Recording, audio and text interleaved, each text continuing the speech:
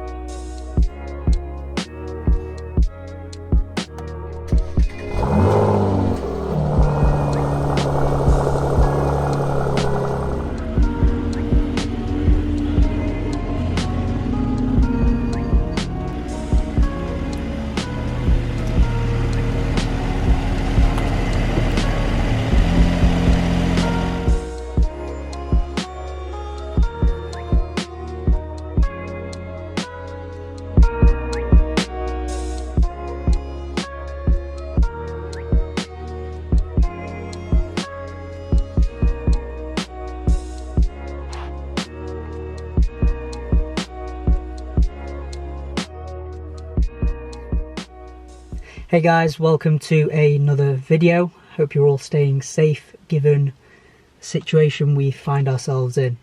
And I do hope all of you are following the government guidelines, whether you're in the UK like myself, or whatever the guidelines are for whatever country you're watching this from. As you can imagine, creating car content is pretty difficult, given that we're not really allowed to drive anywhere apart from making essential trips, you know, if you're a key worker, or essential trips to the supermarket. For myself, I don't really want to take the mick too much and start driving around randomly just for the sake of recording a video. And I hope you guys are doing the same as well, because, you know, even if you are going for a drive and you argue that, you know, you're not coming into contact with anyone or anything like that, it's not really about that. It's, you know, if you have an accident, or if you hit a cyclist, you hit a pedestrian, you know, you got to call out the emergency services, and right now they've got better things to do, to be quite frank.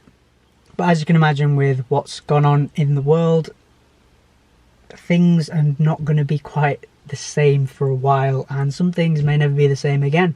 And definitely in the short term, potentially the longer term as well, the car market will change. The majority of it will be doom and gloom, but there are small pockets of hope depending on your current situation. First thing I want to talk about is the used car market. In the short term, it's very likely that's going to collapse somewhat. You know, where I am in the UK, you know, you can't really go to a car dealership and go and buy a car right now, browse. It's not deemed as essential, so all of that's come to a grinding halt. And, you know, as well as the used cars that were kind of on the market pre-pandemic, you know, they'll still be there, but then you're going to get an influx of new stock arriving, and that's because of, you know, a lot of people have lost their jobs, will lose their jobs in the coming weeks, months. You know, having payments on a car, the running costs, the upkeep, you know, you might not want that, and you know, there are a lot of people that are going to be putting their cars on the market right now. I mean, my advice around that is try not to do that, because, you know, the value of your car in the last month will have tanked by quite some margin. However, there is an upside to that, but it's the other way around. If you're in the market for buying a car at the minute, might as well rub your hands in glee, because naturally car values are going to drop across the board, whether it's, you know, your everyday saloon, sports cars, supercars. This pandemic's kind of, you know, it's affected everyone. The other thing that's changed is new car sales as well. A lot of new cars that were kind of ordered just before the pandemic kind of took hold of the world. A lot of people have either cancelled orders, or the cars still haven't arrived because of the whole lockdown of kind of the factories for acquiring particular parts. You know, a lot of the parts do come from places like China, so that's kind of put a hold on production. For the time being, the supply and demand hasn't been affected as largely as you think, because obviously demand's dropped, but the supply has also dropped for the time being. But obviously as those cars come, you know, a lot of people will be cancelling orders, less people will be looking to buy a brand new car. You know, a lot of dealers will be offering good deals on cars that they just want to get rid of. They've kind of been lumbered with because of cancelled orders and whatnot. As of recording this video, the very beginning of May, prices haven't dropped as much as I would have thought, and dealers aren't doing as big a deal as I would have thought as well. I think what they're doing, they're trying to hold on as long as possible.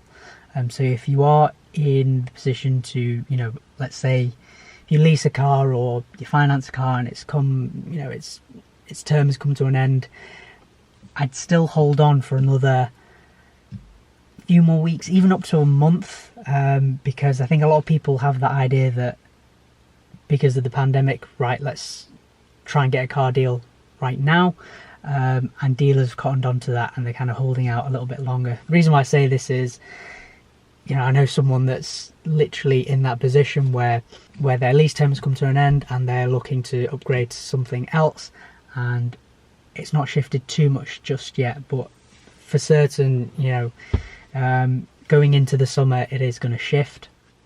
Another big change that I think it was happening anyway, but this has kind of given the world a kick up the backside to do it quicker, is the move to electric cars. You know, CO2 emissions are kind of like at an all-time low.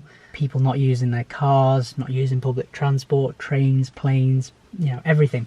But I think governments and car manufacturers are now going to ramp up their development of their kind of electric car lineup and improve the whole electric car ecosystem in terms of charging points and things like that.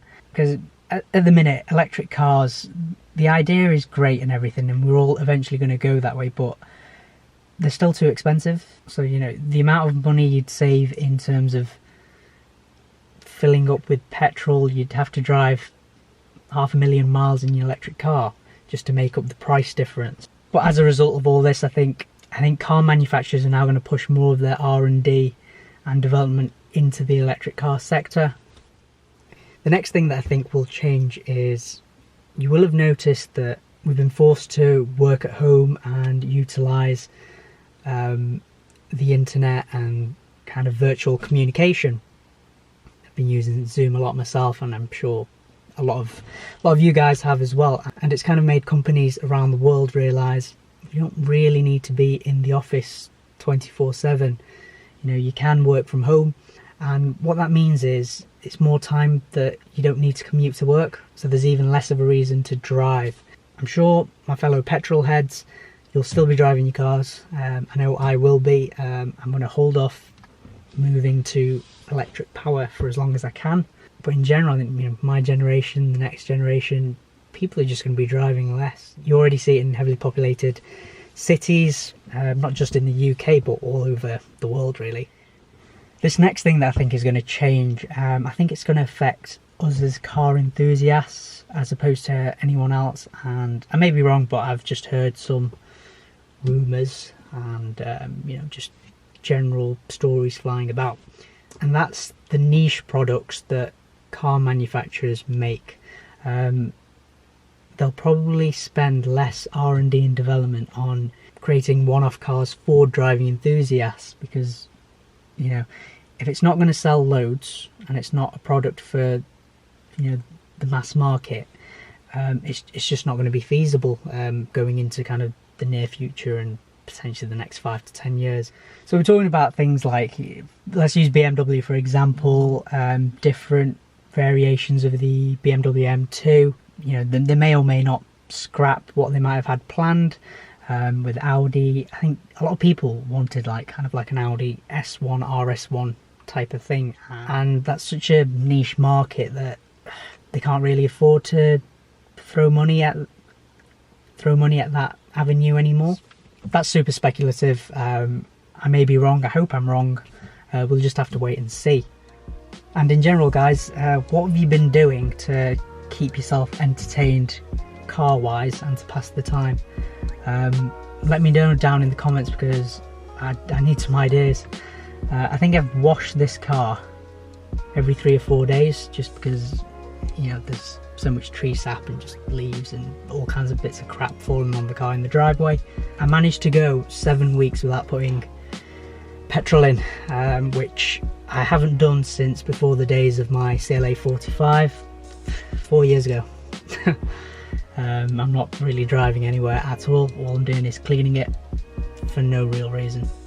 Anyway guys, as always, thanks for watching and I'll see you in the next video.